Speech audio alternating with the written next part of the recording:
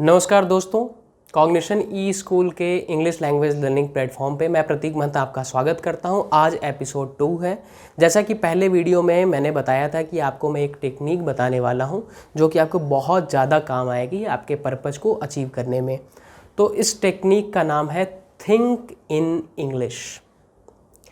Think in English यानी कि आपको जो भी चीज़ें सोचनी है इंग्लिश में ही सोचनी है। हम गलती क्या करते हैं कि हम चूँकि अपने लैंग्वेज का हमारा एक्सपोजर ज़्यादा होता है अपने मदर टंग का, तो इसलिए हम अपने लैंग्वेज में सोचते हैं, देन हम ट्रांसलेट करते हैं, या फिर हम कोई भी चीज़ इंग्लिश में सुनते हैं तो फिर उसे हम अपने लैंग्वेज में ट्रांसलेट कर लेते हैं। तो ये प्रोसेस हम हमेशा चलाते रहते हैं, जिसकी वजह से हम कभी भी इंग्लिश स्पीकिंग या इंग्लिश इवन राइटिंग में भी अच्छा परफॉर्म नहीं कर पाते हैं। तो इंग्लिश स्पीकिंग के लिए बहुत ही ज़रूरी चीज़ है कि आप जो है ट्रांसलेट करना छोड़ दीजिए। तो सबसे पहली बात आपको जो इसमें याद रखनी है कि आपको ट्रांसलेट करना छोड़ देना है।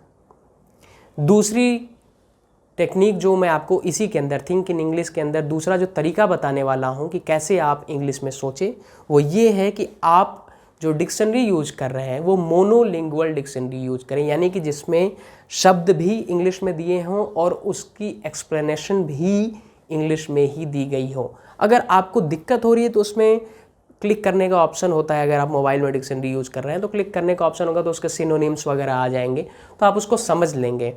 अनलेस आपको बहुत ज़्यादा ज़रूरी है, आप बाइलिंगुअल डिक्शनरी यानी कि एक अपने मदर टंग में एक इंग्लिश वाली जो डिक्शनरी होती है, दोनों लैंग्वेजेस में होते हैं, उसको यूज ना करें। अनलेस बहुत ज़्यादा ज़रूरी है तभी यूज करें, ठीक है।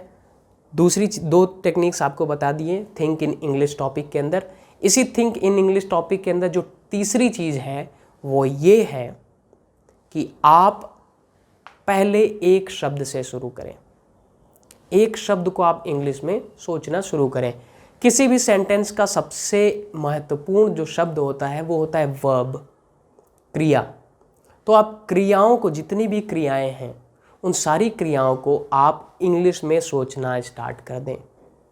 रनिंग, गोइंग, वॉचिंग, जब आप ये करने लगेंगे तो आपका सेंटेंस का सबसे महत्वपूर्ण जो एक कह लीजिए पिलर है वो खड़ा हो गया। अब इसके साथ आप ऑब्जेक्ट्स ऐड करें, क्योंकि हमारे आसपास क्या होते हैं, ऑब्जेक्ट्स होते हैं। आप ऑब्जेक्ट जैसे वॉचिंग मूवीज़। अच्छा, ऑब्जेक्ट्स को सीखने के लिए कैसे आप अपने आसपास के ऑब्जेक्ट्स को ज़्यादा से ज़्यादा सीखें, उसके लिए तरीका यही है कि आप जैसे सुबह उठ रहे हैं तो उठते ही आप अपने आसपास जितनी भी चीज़ें देख रहे हैं उसको आप इंग्लिश में उसके नाम ढूंढने की कोशिश कर रहे हैं, और आप जितनी भी सुबह एक्टिविटीज़ कर रहे हैं यानी कि जो क्रिया कर रहे हैं उसे भी आप इंग्लिश में सोच रहे हैं।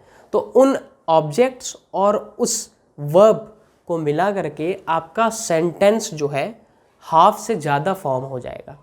उसके बाद क्या बचता है, सब्जेक्ट बचता है। सब्जेक्ट में mostly I, you, he, she या किसी का नाम, राम, मोहन, जॉन, ये होता है। तो इस तरीके से आपका एक सेंटेंस का जो स्ट्रक्चर है वो खड़ा हो जाएगा। आप जो है वर्ड ऑर्डर जो इंग्लिश की होती है उसको आप फॉलो करने लगेंगे, सब्जेक्ट, वर्ब, देन ऑब्जेक्ट। इतनी थिंकिंग आपकी डेवलप हो जाएगी इसको अगर आप फॉलो करेंगे तो। अच्छा, अब अगली जो अगला तरीका है थिंक इन इंग्लिश टेक्निक के अंदर वो ये है कि आप जो भी कार्य करने जा रहे हैं उसकी प्लानिंग करें और इंग्लिश में प्लानिंग करें। जैसे मान लीजिए कि आप सब्जी लेने जा रहे हैं तो आप उसको इंग्लिश में प्लान करना शुरू कर दीजिए कि I will go down side on the stairs and I will pick up my bike and I will go to the market. ऐसे ऐसे करके जब आप इंग्लिश में प्लानिंग करने लगेंगे तो आप जो है देखेंगे कि आप चीज़ों को बड़े ही आसानी से इंग्लिश में सोचने लगे हैं, और धीरे धीरे आपकी जो फ्लुएंसी है वो भी बढ़ने लगी है सोचने की। ठीक, अब अगली जो इसमें चीज़ आपको करनी है वो क्या है कि जो भी चीज़ आप एक्सपीरियंस कर रहे हैं उसे आप इंग्लिश में ही सोचें। आजकल एक बड़ा टर्म चला है एक्सपीरियंशियल लर्निंग की। एक्सपीरियंशियल लर्निंग करने से क्या होता है कि जो भी चीज़ हम एक्सपीरियंस कर रहे होते हैं वो चीज़ सीखना ज़्यादा आसान होता है। तो हम एक्सपीरियंस कर रही चीज़ों का जब इंग्लिश भी सीखेंगे तो ज़्यादा आसान होगा, और एम्बॉडीमेंट यानी हमारी बॉडीली मेमोरी में बहुत ही अच्छी तरीके से वो आ जाएगी, और उसको फिर रिकॉल करना, फिर रिप्रोड्यूस, फिर दोबारा बोलना बड़ा ही आसान होगा।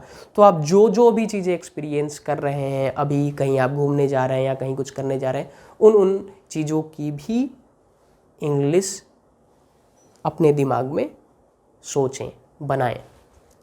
अब जो लास्ट चीज़ मैं आपको ये बताने जा रहा हूँ वो ये है कि जब आप रात को सोने जाएं तो अपना जो दिन है उसे रिकॉल करें और दिमाग में ही नरेट करें, और उसके बाद सो जाएं। 5 मिनट 10 मिनट लगेगा ऐसा करने में। तो इन सारे जितने भी टेक्निक्स बताया, इन सारे चीज़ों को आप फॉलो करेंगे तो जो थिंक इन इंग्लिश की जो मेन टेक्निक है ये आप बहुत ईजिली ग्रैब कर लेंगे, बहुत ईजिली आप एक्वायर कर लेंगे, और ये आपकी फ्लुएंसी बढ़ाने में, ये आपकी स्पीकिंग एंड लिसनिंग हैबिट बढ़ाने में बहुत ही ज़्यादा मदद करने वाली है। अच्छा, जो लास्ट की 3 चीज़ें मैंने 3 तरीके आपको बताए हैं, उससे आपको क्या फ़ायदा होने वाला है? आप अगर प्लानिंग करते हैं तो आप क्या है, फ्यूचर में प्लानिंग करते हैं तो आपका फ्यूचर टेंस भी कवर हो जाएगा। आप जो चीज़ एक्सपीरियंस कर रहे हैं उसको आप इंग्लिश में सोच रहे हैं तो आपका प्रेजेंट टेंस क्लियर हो जाएगा। और जब आप रात को सोने जा रहे हैं और उसे रीनरेट कर रहे हैं स्टोरी को, तो आपका पास्ट टेंस। तो देखिए 3 टेंस होते हैं, और सबसे महत्वपूर्ण होता है जब हम बोलते हैं तो टेंसेज होते ही हैं। तो वो तीनों टेंसेज की भी प्रैक्टिस आपकी साथ साथ में हो रही है। तो लगभग ओवरऑल चीज़ की प्रैक्टिस आपके दिमाग में होने लगी। जब आपके दिमाग में चीज़ों की प्रैक्टिस होने लगेगी तो फिर आपके लिए कम्युनिकेट करना, परफॉर्म करना बड़ा ही ईजी हो जाएगा। तो आप इस टेक्निक को फॉलो करिए। अगले वीडियो में जो तीसरा एपिसोड होने वाला है हमारे इस सीरीज़ का, उसमें एक दूसरी हम टेक्निक बताएंगे, वो भी बड़ी कारगर टेक्निक है। तो हमारे साथ जुड़े रहें, कॉग्निशन ई स्कूल के साथ जुड़े रहें। आज के लिए इतना ही, बहुत बहुत धन्यवाद।